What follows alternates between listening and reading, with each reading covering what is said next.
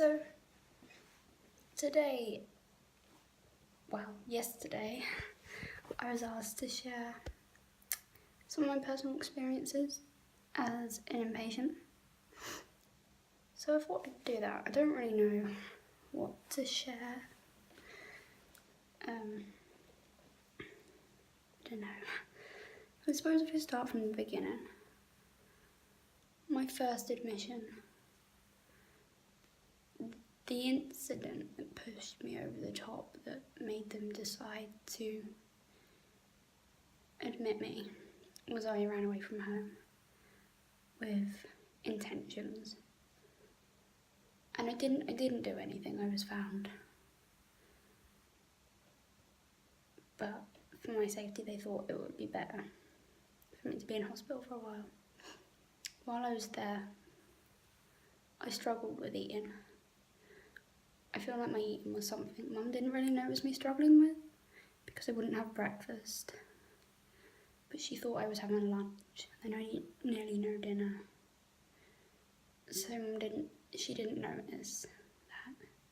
So when I was there, I was NG tube fed. I was an informal patient.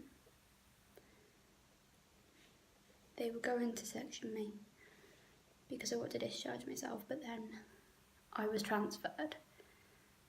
And from this new unit, I just went home on leave, extended leave, and discharged myself after 2 weeks.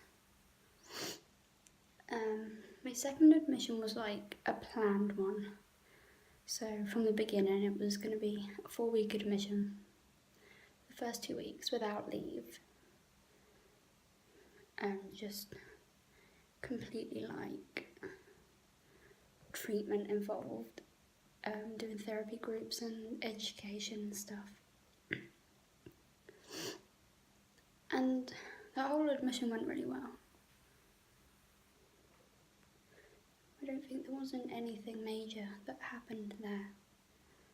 And then the next admission after that was after ending up in the local general hospital as a place of safety quite a few times for quite a few reasons. They decided that I would be safer as an inpatient at that time. And again, I went in informally. And I spent as much time on leave as I could without being sectioned. And I got to January 2017, I discharged myself. And then there was a couple of quite serious incidents at home, so I was readmitted. But after 3 days, I discharged myself again.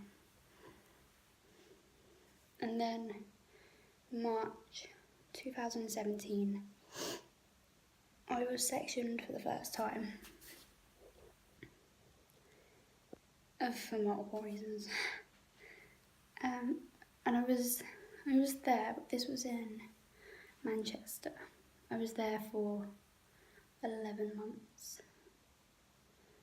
And a lot happened there. I was on the NG tube pretty much the whole time I was there.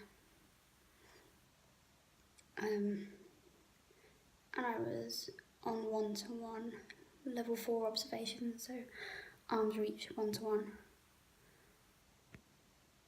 Most of the time I was there. I was on a 2-to-1 at one point. I was quite high risk. I think that was when I was at my worst. And then I managed to do quite well. I got to December and I went and stayed at a hotel with my mum and my family for 2 nights, I think, for my birthday, because it was my 16th, so you know, they wanted it to be as special for me as much as I wanted it to be special. They're really good at understanding, and I'd been doing well for a few weeks before my birthday approached. And then after that, I still struggled on the ward, of course, but again, because Christmas is quite special for me, because the whole family gets together, and it's just magical. In my house, Christmas is amazing. It's more than just presents and food, it's love and caring, really. Which they love you and care you all year round, of course, but we don't all get together like that very often.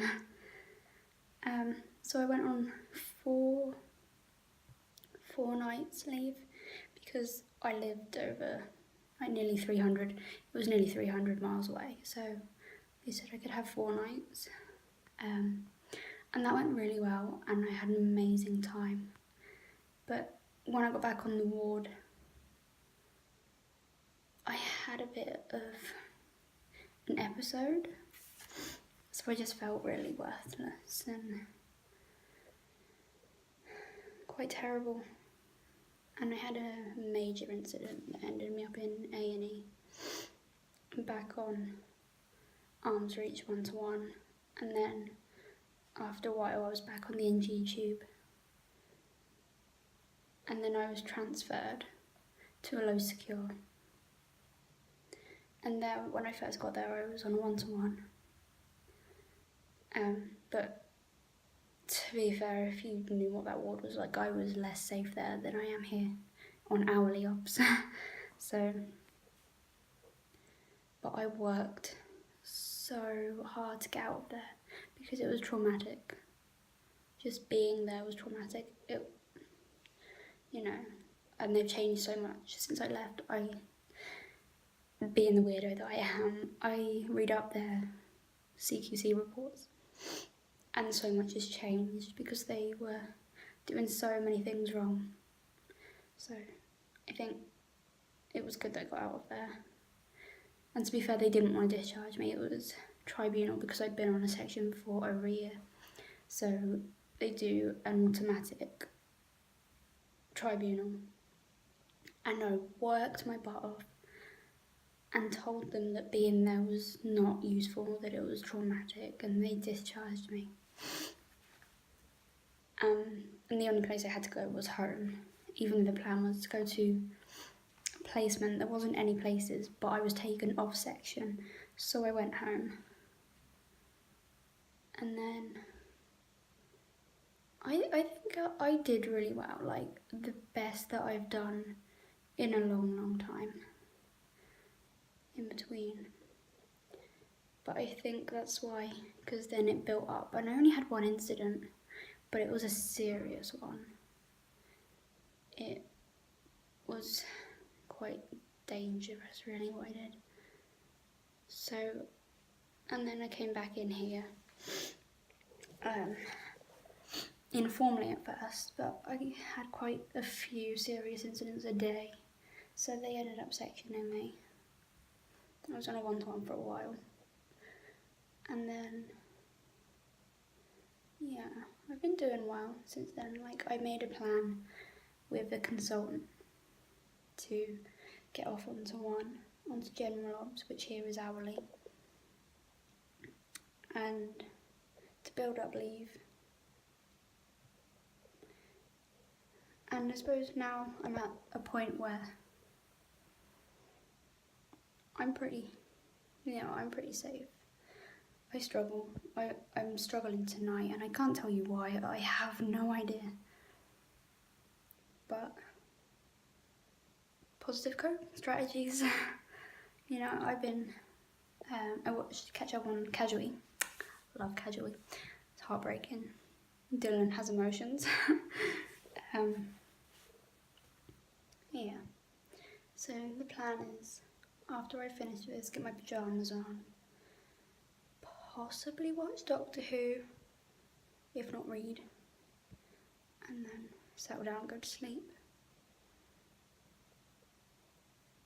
So yeah, I know that isn't sharing many of my personal experiences, but if you want to know anything else from that, you can ask more specific questions if you want. I won't go into deep detail. If there's something specific you want to know that could be quite triggering, I'll put trigger warnings on.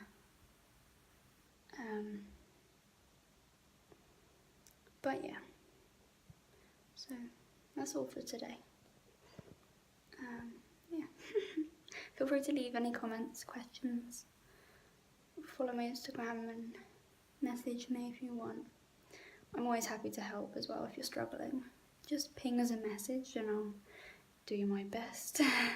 I'm not great with advice, but I would like to be able to help one day. I suppose this is a good place to start. Okay, thank you guys.